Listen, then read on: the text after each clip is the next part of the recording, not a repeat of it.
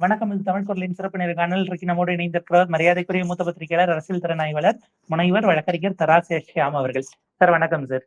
வணக்கம் வணக்கம்.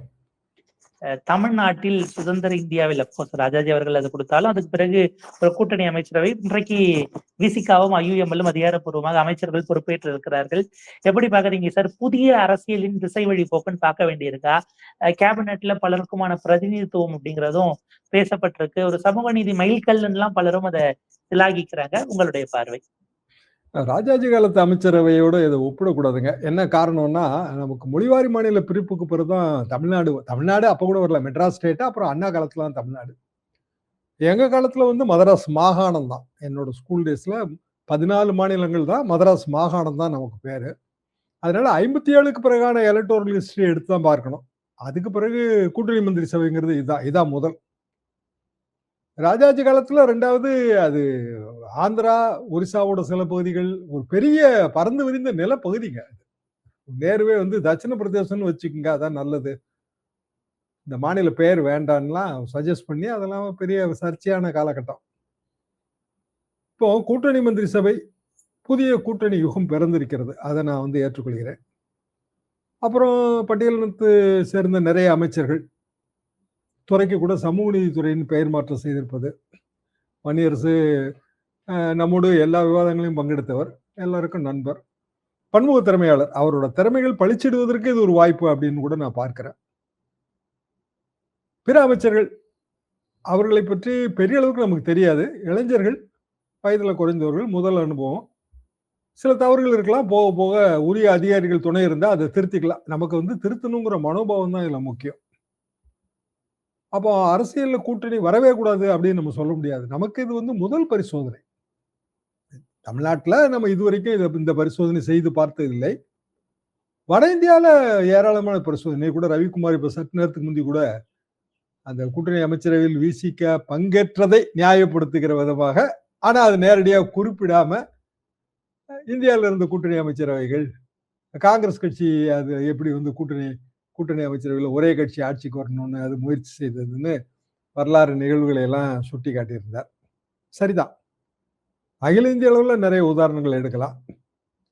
வாழப்பாடி ராமமூர்த்தி அந்த காலத்துல எங்ககிட்ட பேசிட்டு இருக்கும்போது என்ன சொன்னார்னா, தமிழ்நாட்டுக்கு கூட்டணி அரசாங்கம் நல்லது, கூட்டணியே 2 தான் இருக்கணும், கேரளா பாணியில எல்டிஎஃப் யூடிஎஃப் 2 தான் இருக்கணும், எந்த கட்சி வேணாலும் எந்த கூட்டணிக்கு வேணாலும் போய்கிடலாம். ஏன்னா அவரோட கான்செப்ட் என்னன்னா, தமிழ்நாடு பாலிடிக்ஸ்ங்கிறது ஒரு 5-6 முனைகள்ல இருக்கிறது தான். இப்பவும் நம்ம அதை பார்க்கலாம். இப்ப சமூக நீதிங்கிற முனை அது இருக்கிறதுனாலதான் ஒரு துறைக்கு வன்னியரசு பொறுப்பேற்று இருக்கிற துறைக்கு சமூக நீதிங்கிற பெயர் சூட்டுறாங்க.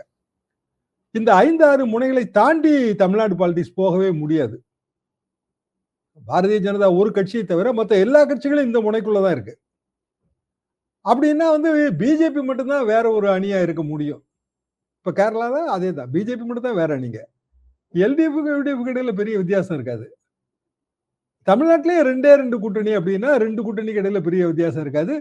ஒரு பெரிய கட்சி ஒரு பெரிய கூட்டணிக்கு தலைமை தாங்கும். ஆரின் அதர்வேர்ட்ஸ் எதிர்காலத்துல திமுக, அண்ணா திமுக ஒரே கூட்டணிக்கு வந்தா கூட நான் ஆச்சரியப்பட மாட்டேன். காலம் பல ஆச்சரியங்களை நமக்கு ஒழித்து வைத்திருக்கிறது. போக போக தான் நமக்கு தெரியும். அந்த வகையில தாவேகா அமைச்சரவை இதை நம்ம வரவேற்கதான் செய்யணும். ஏன்னா ஒரு புது எக்ஸ்பெரிமெண்ட்டுக்கு நம்ம தயாராகிறோம்ல. இவ்வளவு காலம் கழித்து, நாங்களே கிட்டத்தட்ட 60 வருஷம் கழிச்சு இதை நாங்க பாக்குறோம். வரவே வராதுன்னு கூட நான் நினைச்சேன், இதெல்லாம் இப்படியெல்லாம் வராதுன்னு கூட நினைச்சேன். ஆனா வந்திருக்கு. பெரிய பெரிய காரணங்கள் இருக்கும். மக்கள் மனதில் ஏற்பட்டிருக்க மாற்றம்.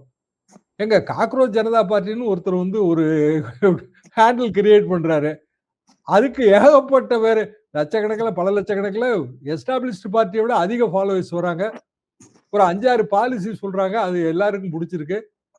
ஒரு சிஜிஐ ரிட்டையர் ஆன பிறகு அவருக்கு ராஜ்யசபா கொடுக்க கூடாது, அதை நீங்க எப்படி வரவேற்காம இருப்பீங்க? இப்படி அந்த 5-6 பாலிசியும் அகில இந்தியாவுக்கு ஏற்ற பாலிசியா இருக்கு. ஆனா ஒரு இளைஞர் அதுக்கு அப்போ பெரிய அளவுக்கு ஒரு விழிப்புணர்ச்சி வந்திருக்கு. அது போக இளைஞர்கள் பெரிய ஹார்ட் கோர் சித்தாந்தங்கள் அதுல அவங்களுக்கு நம்பிக்கை இருக்கிற மாதிரி தெரியல. ஏன்னா 60 வருஷத்துல அவங்களுக்கு அந்த தேவை வரலைங்க. அடைந்தால் திராவிட நாடு, இல்லாவிட்டால் சுடுகாடு. இது எங்க காலகட்டத்துல ரொம்ப உணர்ச்சி பெரிய அளவுக்கு செறிவூட்டிய ஒரு விஷயமா இருந்ததுங்க. அப்படியே சிலிர்த்துருவோம். இன்னைக்கு வந்து நீங்க அடைந்தால் இது, அடையாவிட்டால் சுடுகாடுன்னு சொன்னா யாருமே வரமாட்டாங்க. தட்டினால் தங்கம், வெட்டினால் வெள்ளி இதான்யா திராவிட நாடுமா. அது எப்படி தட்டினால் தங்கம், வெட்டினால் வெள்ளி வரும்னு நம்ம கேட்கல. இன்னைக்கும் கேட்டுருவாங்க. எல்லா இதையும் எடுத்து போட்டு இந்தியால தமிழ்நாட்டுல தங்கம் இருக்கா இல்லையா, வெள்ளி இருக்கா இல்லையான்னு அந்த கருத்தை சொன்னவங்களே வந்து கேலி கூத்தாக்கிடுவாங்க. அப்ப ரொம்ப மாறி இருக்கு. களம் ரொம்ப மாறி இருக்கு. அதுக்கேற்றவாறு தகவல் வைத்துக் கொள்ள வேண்டிய கட்டாயம் எல்லா கட்சிக்கும் இருக்கு. இல்லைன்னா கட்சி காணாம போயிடும். அதை நோக்கிய ஒரு பெரிய மாற்றம், அதோட முதல் துவக்கம் அப்படின்னு நான் பார்க்கிறேன். ராஜாஜி அவர்களுடனான ஒப்பீடு அது ப்ராப்பரா இருக்காது அப்படின்னீங்க. மேபி 67ல முதல் முறையாக திமுக வந்தபோது இத்தகைய விமர்சனங்கள் தானா? எல்லாருமே ஃப்ரெஷர்ஸா இருந்திருப்பாங்க. அப்ப இத்தகைய விமர்சனம் இருந்ததா? மேபி அந்த ஒப்பீடு ஓரளவுக்கு ஓகேவா இருக்கும்னு நம்ம பார்க்கலாமா? ஒரு புதிய மாற்றம் அல்லது புதிய இளம் தலைமுறை பார்க்கலாம். ஆனா அண்ணா காலத்து மந்திரி சபையில அண்ணா வந்து மெத்த படித்தவர். கலைஞர் வந்து பிடபிள்யூடி. கலைஞர் மேல அப்போது இருந்த ஒரு பிரமிப்பே என்னன்னா, மெத்த படித்தவர்கள் மத்தியில பள்ளி இறுதியை கூட தாண்டாத இவருக்கு எப்படி தாழ்வு மனப்பான்மை இல்லாம இருந்ததுங்கிறது தான் இன்ஸ்பிரேஷனா இருந்தது. இன்னொன்னு வேற ஒரு ஃபீல்டுல பெரிய அளவுக்கு வெற்றியோட வந்தாரு கலைஞர்லாம். அது எல்லாம் போக அப்ப வந்து திராவிட இயக்க பத்திரிகைகள் வந்து பெரிய அளவுக்கான இன்ஸ்பிரேஷன், உலக செய்திகளை எல்லாம் அவங்க கொண்டு வந்து கொடுத்தாங்க. கிரேக் அரசியல், பிளாட்டோ, அரிஸ்டாட்டில், இதெல்லாம் சாக்ரட்டிஸ், இதெல்லாம் நமக்கு வந்து ரொம்ப புதிதாக இருந்தது. எப்போ இதெல்லாமே 57ல இருந்து அந்த 65 வரைக்குமான காலகட்டம்னு எடுத்துக்கலாம். 67 அண்ணா அமைச்சரவை வந்துருச்சு. ஒரு 150 பத்திரிகை இருந்ததுங்க. எங்களோட எம்ஜிஆர் மன்றத்துல குறைந்தபட்சம் ஒரு 30 பத்திரிகை நீங்க படிக்கலாம். நாவலரோட மன்றம், எம்ஜிஆரோட சமநீதி, அப்போ கலைஞரோட முரசொலி ஃபார் தட் மேட்டர். அந்த காலகட்டம் வேற. அதை இப்போ அப்படியே நம்ம வந்து திருப்பி ரீகிரியேட் பண்ண முடியாது, பொருத்தமாவும் இருக்காது. இப்போ வந்து தாவேகா அமைச்சரவை, அதுக்கு வந்து மெஜாரிட்டி இல்ல. ஜனங்களே அப்படிதான் ஓட்டு போட்டிருக்காங்களோன்னு எனக்கு ஒரு எண்ணம் வரும். சரி, 100க்கு மேல ஒரு கட்சிங்க, மத்த எல்லா கட்சியும் சேர்ந்து 130 கிட்ட. அப்போ 100க்கு மேல இருக்கிற கட்சி ஆட்சி அமைக்கட்டும், 130 இருக்கிற கட்சி வந்து ஆட்சியை வெளியில இருந்து கண்காணிக்கட்டும். அப்போ தாவேகா அமைச்சரவைக்கு அவங்களுக்கு ஒரு ஸ்டெபிலிட்டி வேணும்னு அவங்க நினைச்சிருப்பாங்க. திரு விஜய் அவர்கள் அப்படி நினைத்திருக்கலாம், அவரோட ஆலோசகர்கள் அப்படி சொல்லியிருக்கலாம். இப்பவும் ஸ்டெபிலிட்டி வந்துருச்சா? அது கொஞ்சம் கேள்விக்குதாங்க. என்ன காரணம் அப்படின்னா, 25 எம்எல்ஏக்கள் ஏதோ ஒரு நோக்கத்துல அவங்க அதிமுகல இருந்து பிரிந்தவங்க அமைச்சர் பதவி ஏதோ ஒரு நோக்கத்துல அவங்க ஆதரவு கொடுத்தாங்க. அது நிபந்தனையற்ற ஆதரவுங்கிற அந்த பேனர்ல இல்ல. அப்ப 144ங்கிற எண்ணிக்கையில நம்பிக்கை தீர்மானம் நிறைவேறியது. 144ல நீங்க 25 கழிக்கணும். 25 கழிக்கும் போது கரெக்டா 119ல நிக்குது. திருச்சி கிழக்கு 1 போயிடுச்சு, 118. சபாநாயகர் 1 போயிடுச்சு, 117. அப்போ 25 கழிச்சீங்கன்னா 117ங்கிற எண்ணிக்கையில் தான் இருக்கும். அதாவது கரெக்டா பார்டர் மார்க் தான் அது. அப்ப அந்த எண்ணிக்கையை வந்து ஸ்திரப்படுத்திக்கிறதுக்கு அவர் வந்து இப்போ எல்லாருக்கும் மந்திரி பதவி கொடுத்தாச்சு. ஐயுஎம்எல், அப்புறம் விசிக, எல்லாம் காங்கிரஸ் ஏற்கனவே வந்துருச்சு. அப்போ இது வந்து தானாக அமைந்த கூட்டணியா இல்ல அரசியல் நிர்பந்தம் காரணமாக எழுந்த கூட்டணி அரசா? இந்த கேள்விக்கான விடையை நம்ம தேட வேண்டியது இருக்கு. அரசியல் நிர்பந்தத்தை தங்கள் வாக்குகளின் மூலமாக மக்கள் கொடுத்ததன் விளைவாக இந்த இடத்துக்கு நகர்ந்திருக்காங்க. ஏன்னா இப்ப விஜய் முதல்ல சொன்னாருங்க விக்கிரவாண்டி மாநாட்டுல, நம்ம மெஜாரிட்டி கிடைத்தாலும் எல்லாருக்கும் மினிஸ்ட்ரி கொடுப்போம் அப்படின்னாரு. ஆனா அவங்க தனியா நின்னாங்க. சப்போஸ் அவங்களுக்கு வந்து 125 இல்ல 120க்கு மேலேயோ கிடைத்திருந்தால் ஐயுஎம்எலுக்கு, விசிகாவுக்கு எல்லாம் மந்திரி சபையில இடம் கொடுத்திருப்பாங்களா? காங்கிரஸ் உட்பட. அது பெரிய சந்தேகத்துக்கிடமான விஷயங்க. ஏன்னா 122 எம்எல்ஏ வச்சுதான் எடப்பாடி பழனிசாமி அவர்கள் வந்து ஆட்சி சக்கரத்தை செலுத்தினார். அதனால நான் அப்படி பார்க்கல. தேர்தலுக்கு முந்தைய கூட்டணி, அதுல வந்து தாவேகாவோட கூட்டணி அமைத்திருந்தாங்க. அவங்க வந்து வெற்றி பெற்றிருந்தாங்க. அப்போ வந்து எல்லாருக்கும் மந்திரி பதவி கொடுக்கறது, அது மோடி எக்ஸாம்பிள் இருக்குங்க. 2019ல அவர் அப்படிதான் செஞ்சாரு. ஆக இது கொஞ்சம் வேறுபட்டது. அப்ப தானாக எழுந்த கூட்டணி அரசுன்னு நான் இதை பார்க்கல. பல்வேறு காரணங்களால், அரசியல் காரணங்களால ஒரு ஜாக்கிரதை உணர்வோட அரசை காப்பாற்றிக் கொள்ள வேண்டும் என்கிற ஒரு எண்ணத்தின் அடிப்படையில அனைவருக்குமா வந்து மந்திரி பதவிகள் தரப்பட்டிருக்கின்றன. இப்படி நீங்க பாத்தீங்கன்னா அமைச்சர்கள் வந்து 2 அமைச்சர்கள் காங்கிரஸ் அமைச்சர்கள், 2 அமைச்சர்கள் இவங்க. இப்ப 4 அமைச்சர்கள். அதாவது 35 தான் நமக்கு மேக்ஸிமம் நம்பர். முதலமைச்சரை கழிச்சிருங்க. 34. 34ல மோர் தென் 10% வந்து பிற கட்சிகளை சேர்ந்த அமைச்சர்கள். பிற கட்சிகளை சேர்ந்த அமைச்சர்கள்னா அமைச்சரவைக்கான கூட்டு பொறுப்புல அவங்க கட்டுப்பட்டவங்க. அமைச்சரவை எடுக்கிற எல்லா முடிவுகளையும்.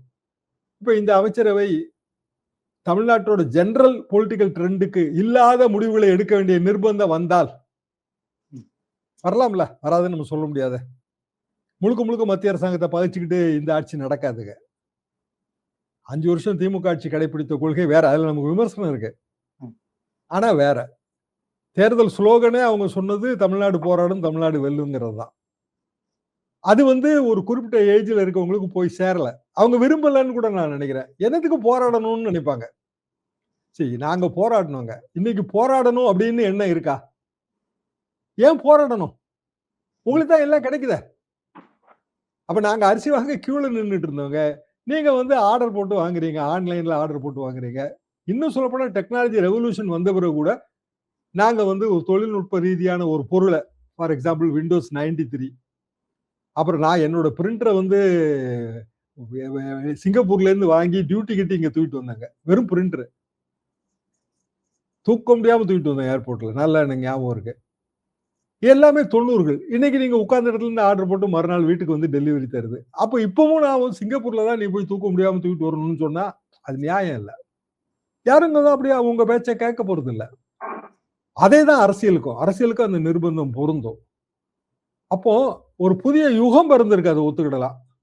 ஏதோ ஒரு கம்பல்ஷன் காரணமாக கூட புதிய யுகம் ஏற்படுத்தப்பட்டிருக்கிறது, அதை கூட நம்ம ஒத்துக்கிடலாம்.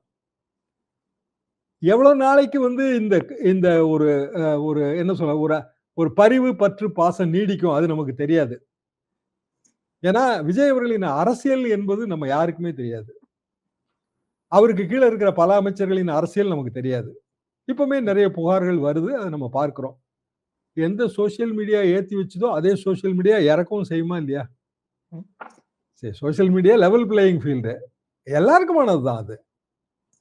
அப்போ இன்னைக்கே வந்து அமைச்சர் ஆனந்த் வந்து ஒரு அறிக்கை விட்டுருக்காரு, கட்சிக்காரங்க வந்து ஆட்சி நிர்வாகத்துக்குள்ள வரக்கூடாதுன்னு. ஏன்னா அவங்களுக்கு அது போய் சேர்ந்திருக்குன்னு தான் அர்த்தம். கடந்த பல தினங்களாக நான் பார்ப்பது எல்லாமே சோசியல் மீடியால தாவேகா கட்சிக்காரர்கள் செய்த தவறுகள், பிழைகள் அல்லது வந்து துன்புறுத்தல்கள் இதை பற்றிய பதிவுகள் வருது. தொடர்ந்து வீடியோ பதிவுகள் வருது. அது கண்டிப்பா அவங்க கவர்னருக்கெல்லாம் போட ஆரம்பிச்சிட்டாங்க. ஆளுநருக்கும் ஆளுநர் மாளிகையில் இன்ஸ்டாகிராம் ஃபாலோ பண்ணாங்கன்னா நீங்களும் நானும் பார்க்கிற எல்லா பதிவுகளையும் அவங்களும் பார்ப்பாங்க. அப்போ இன்றைக்கு வந்து ஒரு விஷயத்த நம்ம மேலெடுத்து கொண்டு போய் சேர்க்கறது ரொம்ப ஈஸிங்க. முன்னாடி நம்ம மனு அனுப்பி அது போய் சேர்ந்ததா சேரலையா, சிஎம் செல்லுக்கு காப்பியை போட்டு இப்படி ஏகப்பட்ட பிரச்சனை இருந்துச்சு. இன்னைக்கு அப்படி இல்ல. அப்படி ஜஸ்ட் ஹேஷ்டாக் அடிச்சு மார்க் பண்ணி விட்டோம்னா அதுல இருக்கிற யாரோ ஒருத்தங்க அதை பார்த்துருவாங்க. அதனாலதான் இவ்வளவு குயிக்கா வந்து ஒரு கவர்மெண்ட் இருந்து ரெஸ்பான்ஸ் வருது, கட்சிக்காரங்களை எச்சரித்து. கட்சிக்காரங்க அது நடக்கணும், அப்படி நடக்கணும். அமைச்சரவையிலேயே வந்து அதிமுக முகங்கள் நிறைய தெரியுது. எம்எல்ஏக்கள் பட்டியல்ல அதிமுக முகங்கள் நிறைய தெரியுது. தப்பு இல்ல. ஆனா எல்லாருமே வந்து பழைய அரசியல்வாதிகள் தான். புத்தம் புது முகங்கள்னு சொல்ல முடியாது. 67 அந்த உதாரணம் இல்ல. அதுக்காக நான் இவ்வளவு டீடைல் சொன்னேங்க.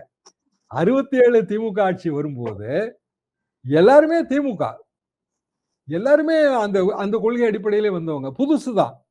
மெத்த படித்தவர்களும் இருந்தாங்க. நாவலர் மாதிரி, அன்பழகன் மாதிரி மெத்த படித்தவங்களும் இருந்தாங்க. ஆனா படிக்காதவர்களும் இருந்தாங்க, சாமானியர்களும் இருந்தாங்க. இப்ப எங்களுக்கே வந்து கோவிந்தசாமி ஐயா தான் எங்களுக்கு விவசாயத்துறை அமைச்சருங்க அப்போ. ஆனா அவரு வந்து பெரிய அளவுக்கு படிக்காதவருங்க. ஆனா ரொம்ப பண்பானவர். மாணவர்கள் நாங்க ஏதோ ஒரு ஃபங்க்ஷனுக்கு கூப்பிட போனோங்க 67. எல்லாரும் ஐயா வாங்க அப்படின்னு கூப்பிட்டு போய் அவர் ரூம்ல உட்கார வச்சுட்டு, அவரு யாரு மாணவர் தலைவர் யாரு அப்படின்னு உடனே, ஐயா நான் தான். வா நீ என் பக்கத்துல வந்து உட்காரு. அப்படி இருந்த காலம் அது. அப்போ படிக்காதவர் தான், ஆனா இம்ப்ரெசிவா இருந்துச்சு. அவருக்கு அடிப்படை விவசாயம், விவசாயியோட கஷ்டம் எல்லாமே புரிஞ்சு இருந்தது. பின்னாடி சத்தியமணி முத்தம்மா விவசாய மந்திரியா இருக்கும்போது நான் பார்த்திருக்கிறேன். அவங்க பட்டியலினத்தை சேர்ந்த பெண் அமைச்சர். ரொம்ப ரொம்ப எளிமையா இருப்பாங்க. அந்த காலகட்டத்துல எல்லாரும் ஒரே இயக்கத்துல இருந்து வந்தாங்க, ஒரே பொலிட்டிக்கல் பேக்ரவுண்ட்ல இருந்து வந்தாங்க, ஒரே போராட்ட களத்துல இருந்து வந்தாங்க. இன்றைய காலகட்டம் அது அல்ல. எல்லாரும் வந்து தாவேகாங்கிற கட்சியில இருக்கிறாங்களே தவிர, அவங்களோட போராட்ட வரலாறோ, இல்ல அவங்க நடந்து வந்த அரசியல் பாதையோ, அவங்களோட அரசியல் சிந்தனைகளோ ஒருமுகப்படுத்தப்பட்டு இருக்கிறதாங்கிறதுல எனக்கு சந்தேகம் இருக்கு.